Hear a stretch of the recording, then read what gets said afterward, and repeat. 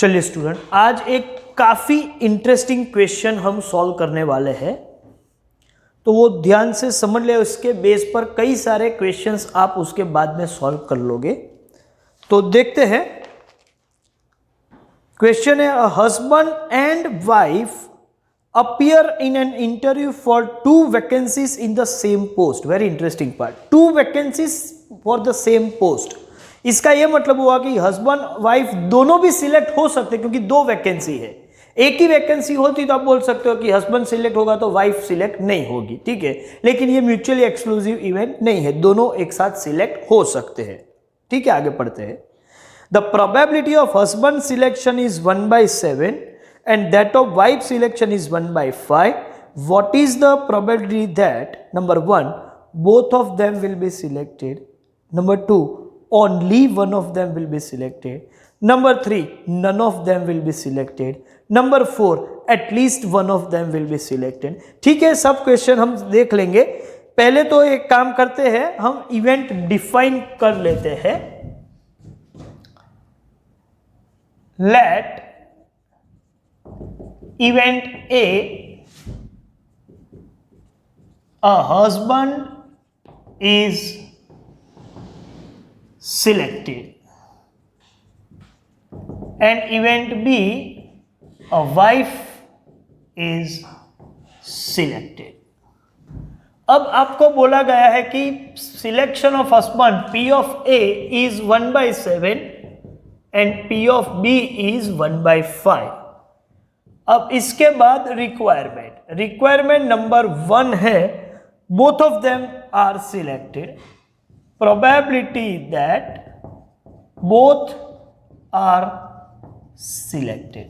अच्छा, both are selected का मतलब है event A and event B, और ए एंड बी और इवेंट इंडिपेंडेंट हो तो ए इंटरसेक्शन बी निकलेगा और उसका मल्टीप्लीकेशन ही करना है।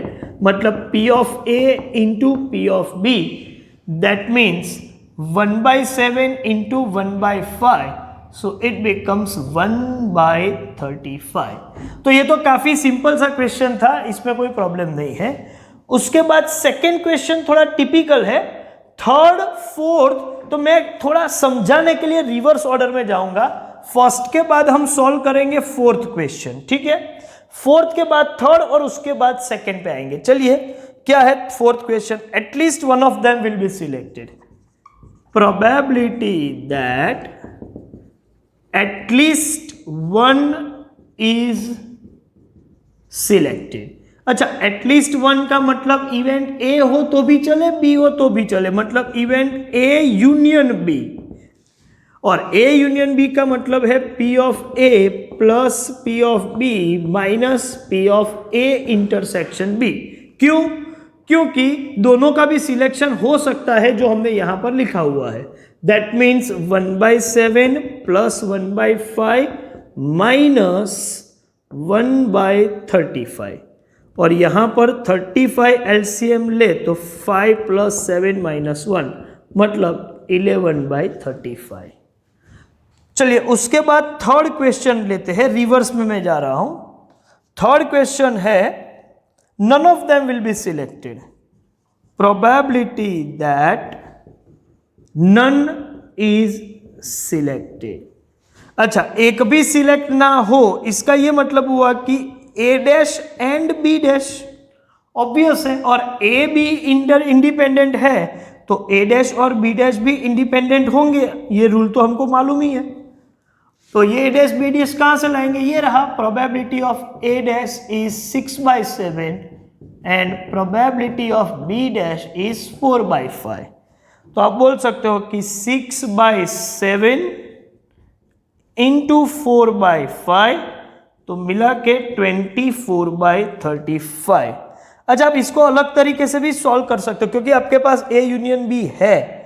जैसे कि A dash intersection B dash आपको पूछा है, ठीक है, लेकिन डी मॉर्गन लॉ के हिसाब से मैं इसको P of A union B the whole dash भी बोल सकता हूं, और इसका मतलब है 1 minus P of A union B, और A यूनियन B मेरे पास अवेलेबल है, तो मैं यहां पर लिखूंगा कि 1 - 11/35 सो फाइनल आंसर 24/35। लेकिन ये टेक्निक अप्लाई करनी है आपको तो इंडिपेंडेंट इवेंट होना ज़रूरी है, नहीं तो आपको यहाँ से जाना है लेकिन उस वक्त ए यूनियन बी मालूम होना चाहिए। ये तो हमेशा हम अप्लाई कर सकते हैं। और जो वजह से मैंने ये क्वेश्चन सॉल्व किया है वो है ये क्वेश्चन, और वो है क्वेश्चन नंबर 2, और ये सबसे इंपॉर्टेंट है।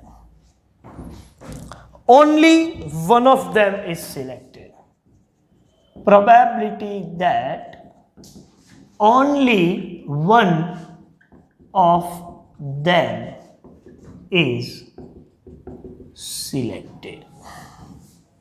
और अब ये पूरा ध्यान से समझिएगा, पूरा ध्यान से। ओनली वन ऑफ देम का मतलब है एटलीस्ट वन अलग चीज है, ओनली वन अलग चीज है। ओनली वन का ये मतलब है कि हस्बैंड सिलेक्ट हो तो वाइफ रिजेक्ट हो, और वाइफ सिलेक्ट हो तो हस्बैंड, मतलब ओनली वन, एक का सिलेक्शन हुआ कंपल्सरीली दूसरे का रिजेक्शन ही होना चाहिए। इसका यह मतलब है कि ओनली वन का मतलब हुआ इवेंट ए होगी तो बी नहीं होगी, और मतलब प्लस ए नहीं होगी एंड बी होगी। इसका मतलब मैं ऐसा बोल सकता हूं probability of A and not B, और probability of not A and B। और जब events are independent, their complementary events are also independent, तो A और B डैश भी independent ही एक दूसरे के हुए, तो P of A into P of B dash plus P of A dash into P of B। Only one, husband का selection and wife rejected, और husband का rejection and wife selected, तो only one ही हुआ। P of A है 1/7 और B dash है 4/5, ये रहा, प्लस A डैश है 6/7 और B है 1/5। जब मैं इसको सॉल्व करूंगा तो ये आएगा 4/35 plus 6/35, so final answer 10/35। Okay, लेकिन में एक अलग तरीका भी है, ये इंडिपेंडेंट है या नहीं है वो सपोज मुझे नहीं मालूम होता शायद, तो भी मैं इसको सॉल्व कर सकता हूं, लेकिन इसके लिए मैं एक यहां पर हिंट दूं आपको। Suppose A and B are the two events defined over sample space U और एस जो लेना है, आपको यह बोला है कि only one of them is selected. इसका यह मतलब हुआ कि ए सिलेक्ट हो मतलब हस्बैंड सिलेक्ट हो तो वाइफ रिजेक्ट होनी चाहिए, वाइफ सिलेक्ट हो तो हस्बैंड रिजेक्ट होना चाहिए, मतलब दोनों सिलेक्ट नहीं होने चाहिए। मतलब ए यूनियन बी में से आपको ए इंटरसेक्शन बी रिमूव करना है, मतलब ओनली ए और ओनली बी ये पूछा है। इसका यह मतलब होता है कि ए यूनियन बी में से आपको किसको रिमूव करना है, ए इंटरसेक्शन बी को रिमूव करना है। तो मैं ऐसा ही लिखूं कि probability of A union B minus probability of A intersection B, तो भी मेरा काम हो जाएगा, जिसमें एटलीस्ट में दोनों आएंगे, ए भी हो सकता है, बी भी हो सकता है, बोथ भी हो सकता है। और ओनली में बोथ नहीं होता तो ए यूनियन बी में से बोथ वाला option A intersection be remove कर दूं तो ये ओनली हस्बैंड और ओनली वाइफ हो जाएगा। और ये दोनों रिजल्ट हमारे पास है, जैसे कि ए यूनियन बी है 11/35, ए इंटरसेक्शन बी है 1/35, तो 11/35 माइनस 1/35, फाइनल आंसर 10/35। तो एज अ नोट आप इसको भी लिख के रखिएगा रेफरेंस के लिए, ठीक है। एक तीसरा भी तरीका है, मैं इसी को फिर से लिख रहा हूं, probability of A union B minus probability of A intersection B. अब मैं लिखूंगा कि P of A plus P of B minus P of A intersection B minus P of A intersection B. Sir अभी confusion है, 2 minute में दूर कर दूं। P of A union B का ही मतलब ये है, P of A plus P of B minus P of, और ये जो है वो separate P of A intersection B है। अब काफी कुछ क्लियर हो गया है। इसका ये मतलब होता है कि P of A plus P of B, और ये दो पी ऑफ इंटरसेक्शन बी है, ए इंटरसेक्शन बी, तो twice of P of A intersection B में कर दूंगा। That means P of A 1/7, P of B 1/5 minus 2 into P of A intersection B, it is 1/35। तो LCM आपका 35, 7 into 5, 5 into 7 -2, और final answer 10/35। आपको यहां से ही सॉल्यूशन शो करना है, ये तो मैंने समझाने के लिए लिखा है, लेकिन P of A plus P of B minus twice P of A intersection B करो तो भी वो ओनली 1 हो जाएगा। सर ये क्यों ट्वाइस? मैंने आपको बताया था, चाय पीने वाले, कॉफी पीने वाले और दोनों, तो हम जब दोनों 2 बार काउंट हुए हैं, एक बार रखना है तो हमने एक बार माइनस किया, अब एक भी बार नहीं रखना है तो 2 बार काउंट हुए तो 2 बार माइनस कर दो, क्योंकि ये रखना ही नहीं है। तो 2 बार कैलकुलेट हुआ था, 2 टाइम्स कैलकुलेट हुआ था, तो उसको 2 टाइम्स रिमूव करना पड़ेगा। तो उसकी वजह से P of A plus P of B में से twice of P of A intersection भी माइनस कर दें। सभी ऑप्शन नोटबुक में लिख रहे हैं, सब कुछ आपको पता होना चाहिए, ठीक है। एग्जाम में आप कौन से अप्रोच से जाएंगे वो आपकी मर्जी है, लेकिन नॉलेज में तीनों अप्रोच होने चाहिए, ठीक है। चलिए इसका स्क्रीनशॉट ले लेते, बाद में कुछ और भी पॉइंट डिस्कस करेंगे।